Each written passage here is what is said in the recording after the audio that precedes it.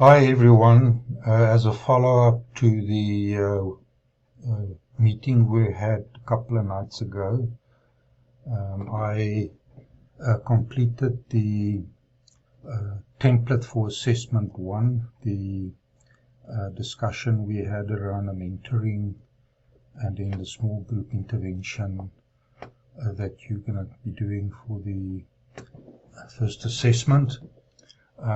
So on the right here is just something I have as reference for myself. You may not be able to read it. Hopefully you can read the left-hand side of my screen relatively well. Let me just make it even a bit bigger. Just see here, so hopefully you won't have a problem seeing that. Let's see. Okay, maybe even a little bit bigger. Let's do 150. Okay. So I just what I actually want to share with you here, and I might just sort of very briefly refer to some of the actual content as well that you are asked to do. But I want to really just go through my setup of such a template and what it looks like in the background, so that when you use this template, you have an understanding of the technicality of the presentation, the APA presentation. So I want to talk about that a little bit more rather than the actual assessment which we covered the other night. So this is all in APA format, and as I develop or record this video, I may find a couple of tweaks which I'll do while you look, and then I will obviously adapt a template that I'll be submitting to you on my SACAP and send to you the email accordingly. So page number, and then over here, and then the title of the assessment is Intervention Design Exercises. You will put your name in there. Okay, just whatever, John Smith. Okay, and so I need to get rid of all the messages. Sorry about the distraction. So you'll put your name in there. And then my name is already in there, and your submission date is already in there. And then I think I showed you the other night, if you are any way not sure about the formatting, I find this to be a very useful tool, this little icon here that says show, hide your paragraph marks and so on. So let me click on that and you can see how that shows up. Okay, so that is left aligned at the moment, so I'm just going to play around while you're here, and I'm going to make that on top here center. Yeah, there we go. So that is what it looks like, kind of inverted commas in the background. And then I want to make sure that you understand that for pages that are on their own, that's supposed to be reflected on their own, I recommend that you always put a page break in below that, so that that particular page will never run across to the next page. You can add, and if you have more than a full page, and this is a title page, so you shouldn't, but if you do have a full page, this will just go down all the way and it will break across to the next page, and then the next content would have moved one page below. So let me just see. Okay, so that's what that is. And then the let's stay here. The page layout over here. The margins is the what we use at SACAP, the normal margin 2.54. Orientation is obviously portrait, and then it's size is A4. Okay. So the table of contents, I have inserted that here, and as I mentioned in class, you also know by now, once you've written, let's say, spend half a morning or whatever, you can just come back and to see what does that look like in your table of contents. So you update the field, update entire table. Okay. Sometimes what you will see when you do that, and you say update field, it just automatically updates it. So it doesn't show that option there. I just go back and I update again, and normally then shows that, and then it will update even the writing that you've done if you've changed headings. Okay, so, and these headings, as you may know, come from the body of the assessment, where you have headings in and you label them as such via the word tools. In other words, the intervention design exercise, if we go down to that, the intervention design exercise, if you look at the home and you look at, I just need to get myself orientated on this screen here. Okay, insert headings, there we go. Why can't I? Oh, there we go. It's under home. They're the headings. And you can see there heading 1 is highlighted for that first heading. Because that's in the APA, you put the title of your report or your article or whatever over there instead of the label introduction. And then you will write this very short introduction as mentioned in the webinar we had the other night. And this will also be a heading 1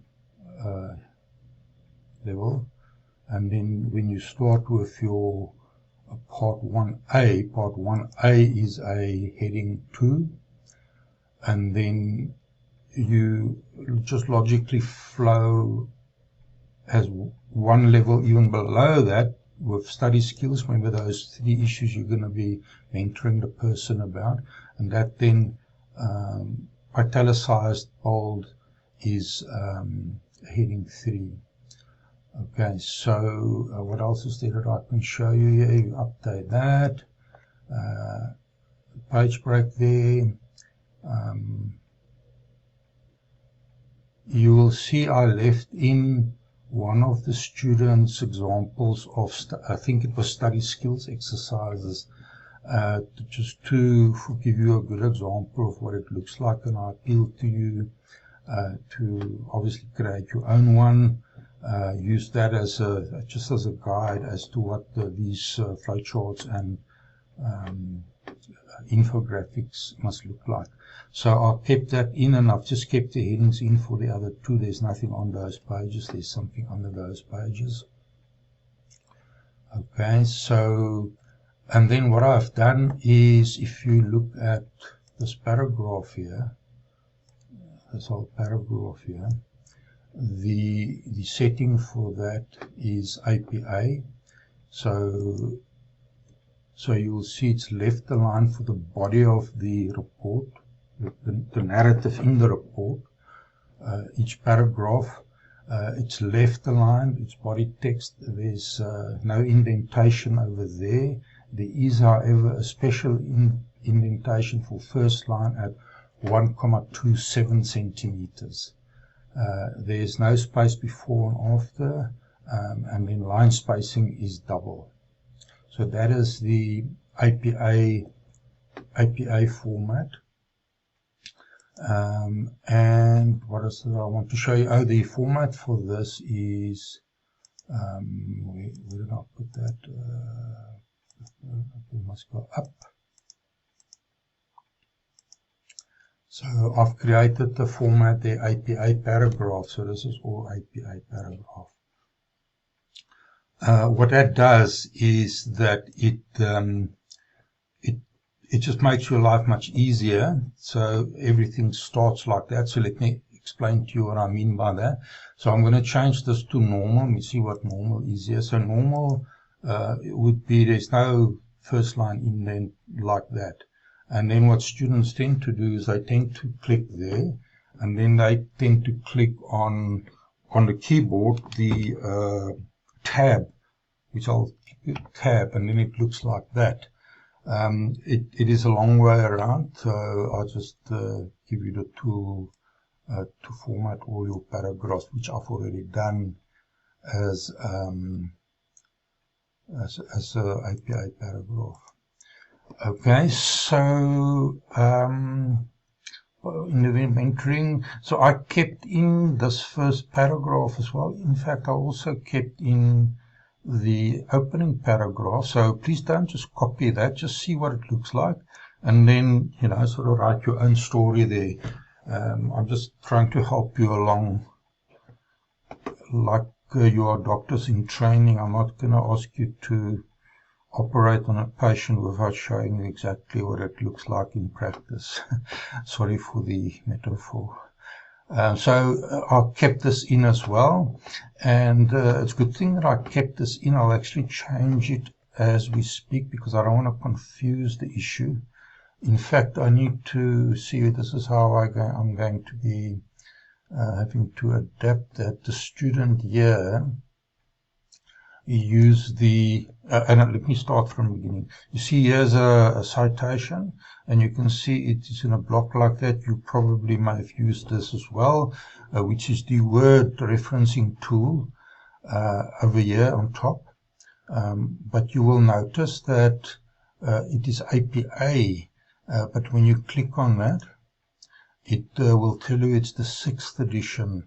And for, I don't know, 3 or 4 years already now, we're in APA 7th edition.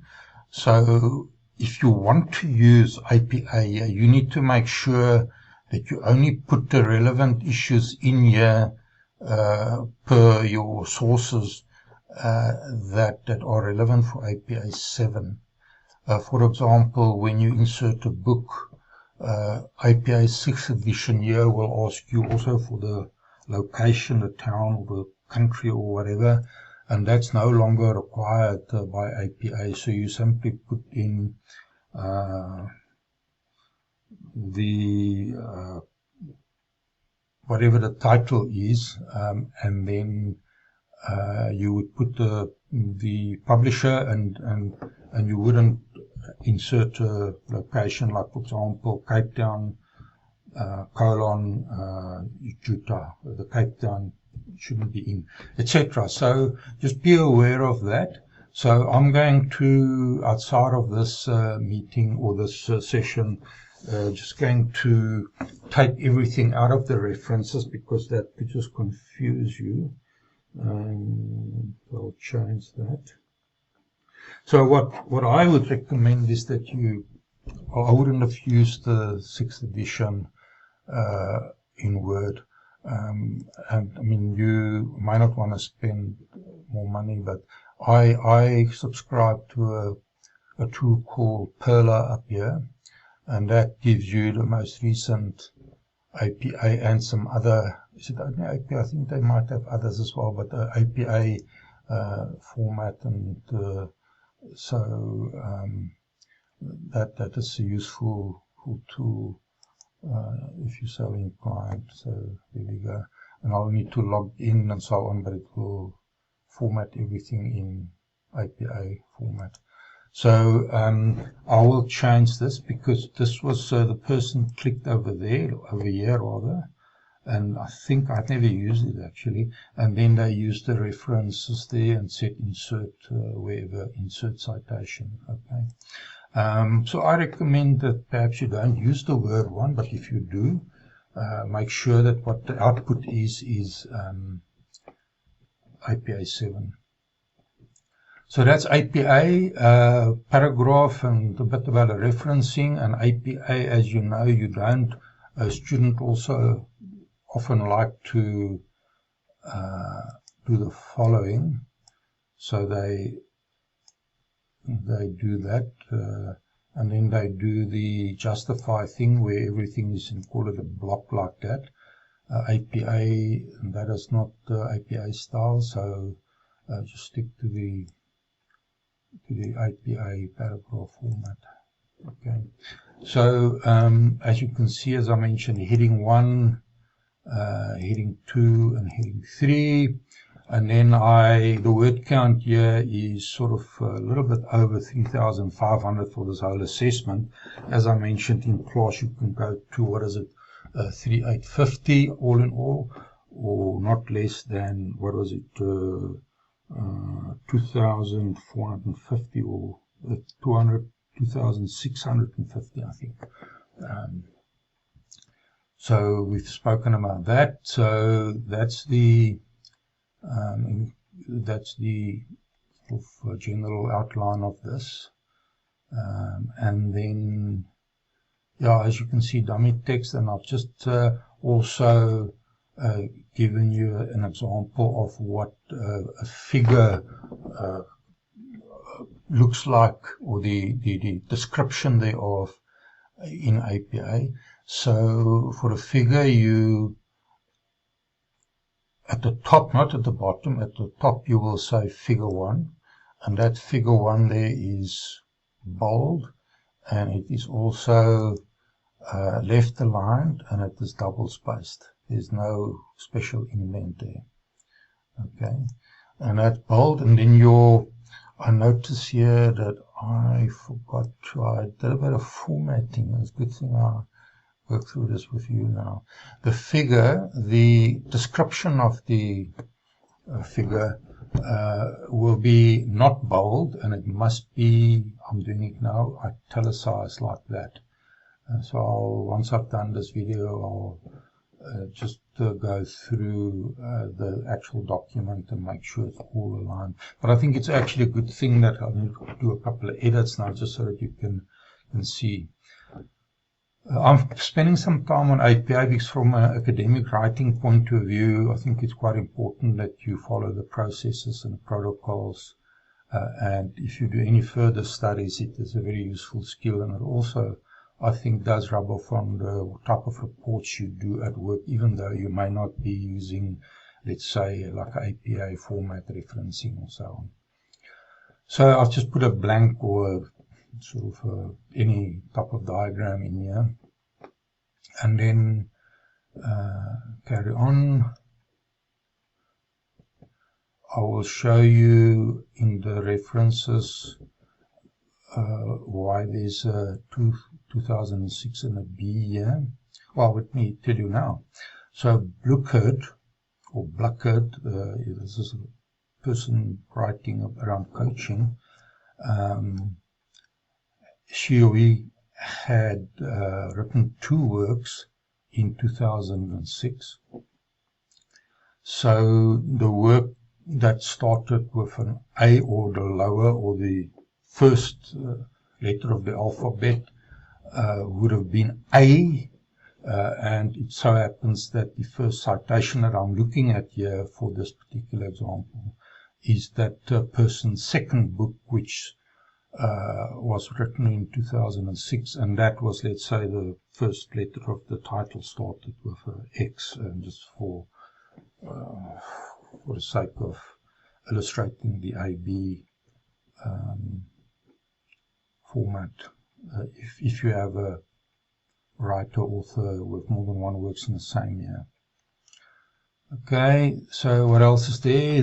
As I mentioned, I've got roughly the same, the total word count, and I've tried to give in each of these dummy text headings sort of what may be what you would be writing under each of them. But remember what I said to you is that I'm not going to count every single subheading as long as you overall in line. And also bear in mind that doesn't mean that you write overall and you write, I don't know what, let's say 3,600 words or whatever, and then you take one of these sections and you simply write 50 words or so. You're going to have to give each of these headings the content thereof adequate attention. Is there anything else I need to Yeah, what I've also done is the infographic, I think, is actually something new. It wasn't there last year, so the assessment that I showed you didn't have it in here.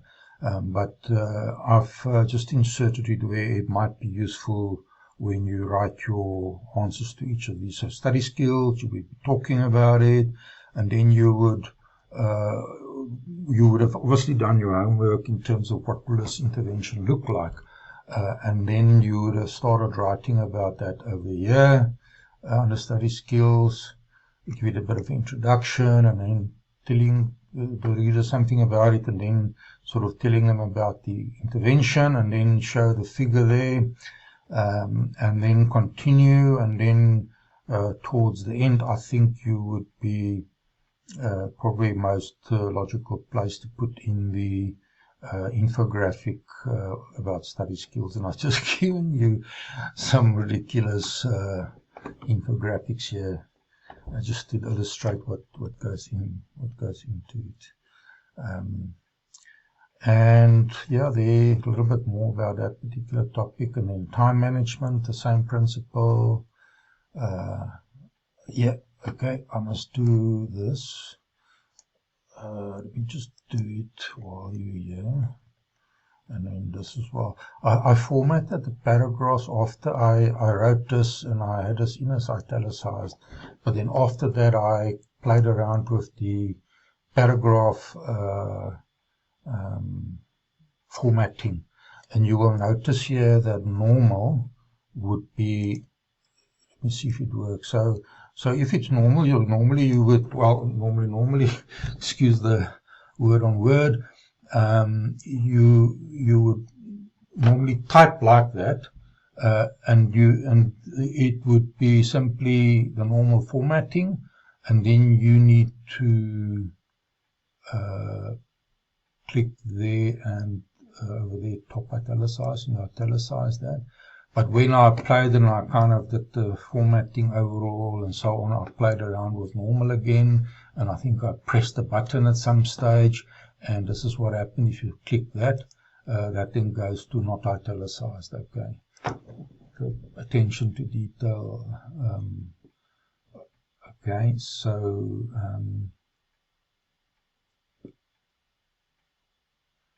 okay.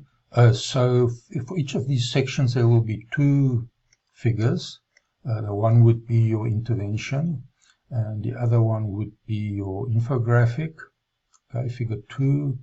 And then figure 3 would be for the second issue that you're going to be talking about, the time management.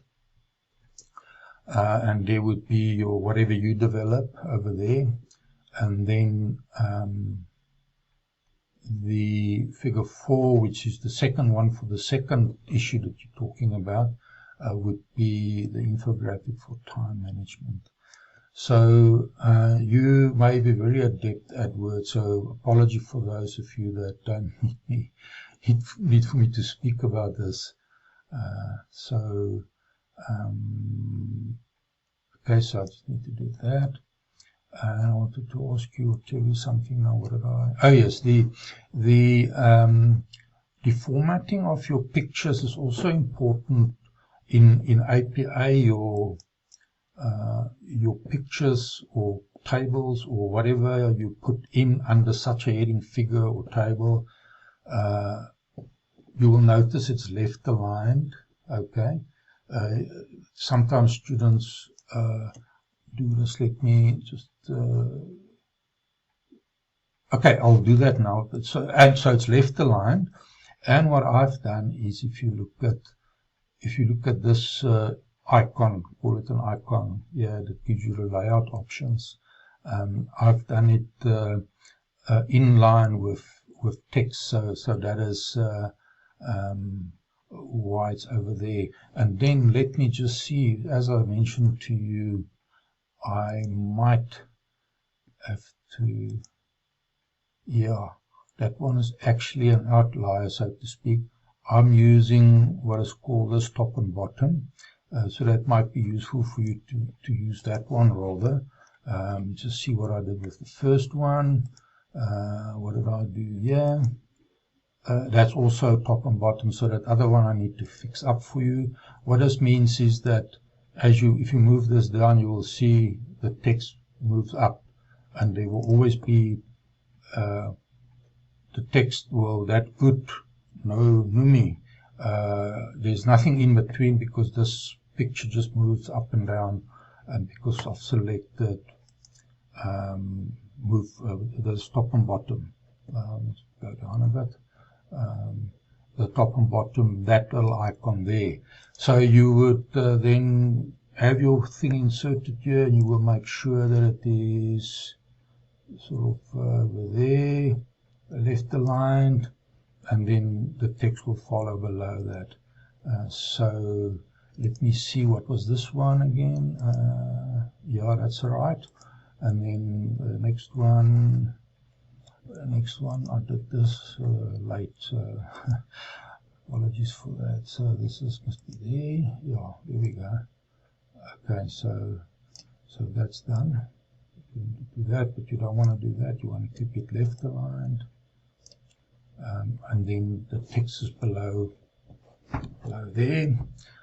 So that's the figure format. Okay, so here, what did I do here? I think this is also, no, this is correct. I just missed the other one. So this is left aligned, as you can see.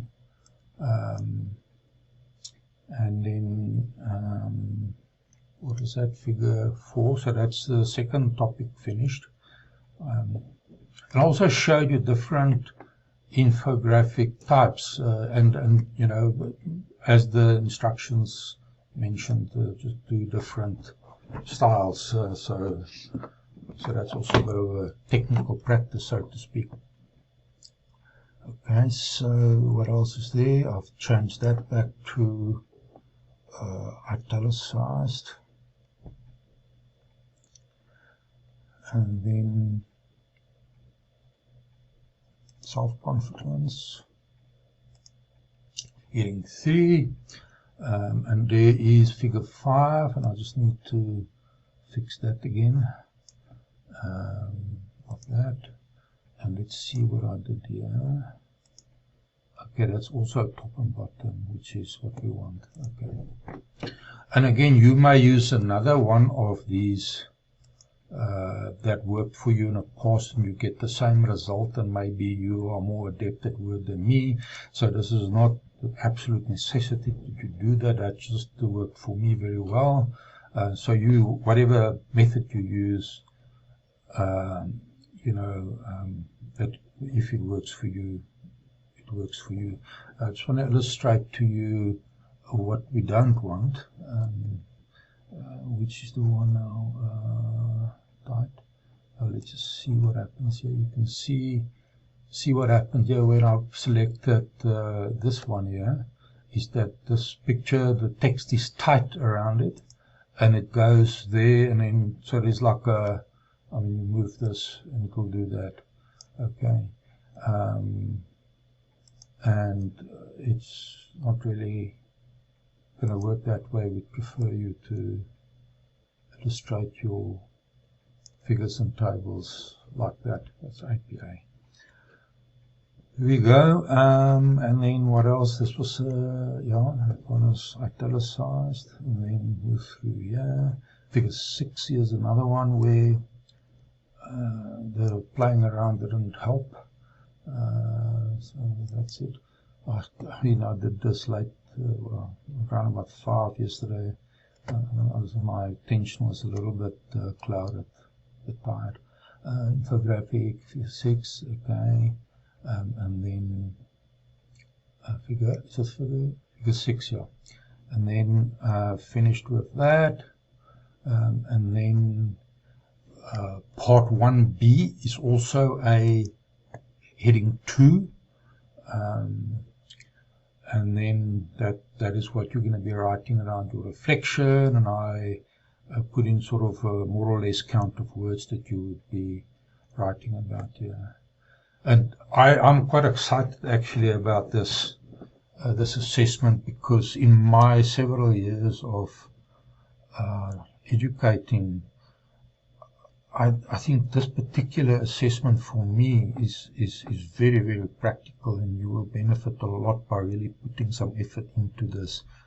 You know, mentoring is a known methodology. You at work, I may not need to tell this to you, but it's a fantastic methodology, and there are all sorts of formal ways that this can be implemented, and mentors can even be appointed from the outside, or it can be more informal, that you actually select a mentor as someone, and you may even be someone that have undergone some coaching with someone, and they may recommend you get a mentor, and your work may not have a program like that, and then you would reach out to someone in your industry that you're familiar with, that might put you onto someone that would be prepared to meet with you, I don't know, monthly or something like that, and have a chat around mentoring. So it can be very informal or very formal. So this is a great intervention to look at the tools that you did upstairs, three of them, and then the mentoring there. And then never mind that, the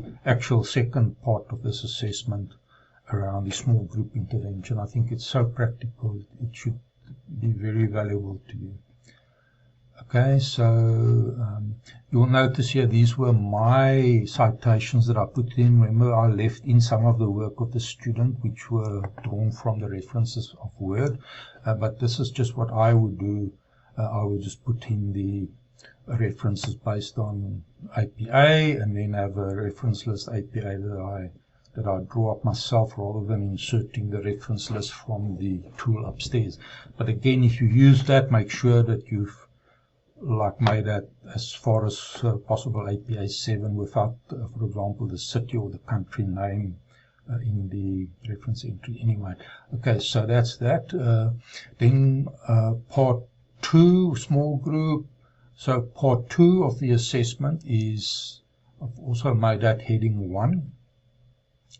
And then there are the various so I also say that you recommend that you do a very short introduction in this one. What is this? How many words is this? This I don't know. This bottom goodie.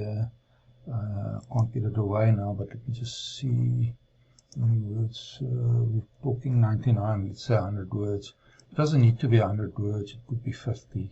Just a relevant introduction. And by the way, here I also left in the students' work that did this last year, just to give you an idea. And again, I may speak to the preaching to the converted, so apology for that, but perhaps it may be useful for you to just see that again. Okay, and then the 5 questions.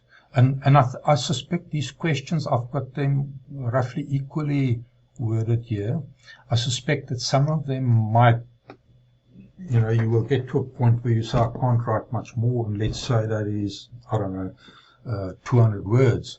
And then the next one you could be a more profound one, that you could write maybe 300 words instead of just 200. So remember what I said, you've got some flexibility. You don't need to have exact word counts all over in each, like I've given you a template here.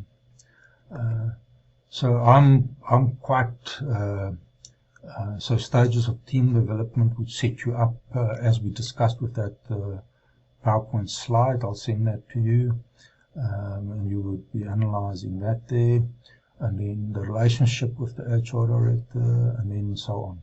Okay, so key challenges, the facilitation skills that were particularly important to apply, and then the conclusion, write a short conclusion about the whole assessment, why this is a heading 1. And I've given you an example here. I've adapted the students' one that she submitted last year, because she only spoke about part 2 of the assessment, and I think this should be a conclusion for the whole document. And again, I mean, how many words? This couldn't be more than, what is it? Yeah, well, again 100, but again, it doesn't need to be 100, could be 70, or could be 120, depending on what you want to put in there. Okay, and then a reference. Before I'll get to the references now. Before I move on to the references, please note that the all your titles must be title case. So this is one word, that's not an issue. So let me go back all the way, and each first letter is a capital, and then you go through here, and each first letter is a capital. Each first letter is a capital, even in, let me just switch this thing off, even if there's a hyphen. So individual focused, the F is not lowercase, it is uppercase. So individual focused intervention mentoring, that's APA style. Your first letters are capitalized, except letters that are not capitalized are letters such as that's capitalized. Study skills capitalized, first letter. Find an example. Yeah, so here's an example. The figure, even the title here is capitalized for each letter. So you will start an with an AN, with a capital A, I mean, and then overview capital O, and then words like of, the. Normally it would be 3 letters and less. You don't need to capitalize those, as you can see there. So study schools intervention. There's just another few examples. Yeah, that's capital. Time management, there's another one here. So an overview of the time management process. The of, the is not the, rather the of, the words on first letter capitalized, and then infographic time management. Again, self-confidence, you see that after the hyphen, the C is also capitalized. Okay, I think I've made the point. So, okay, so just keep that in mind.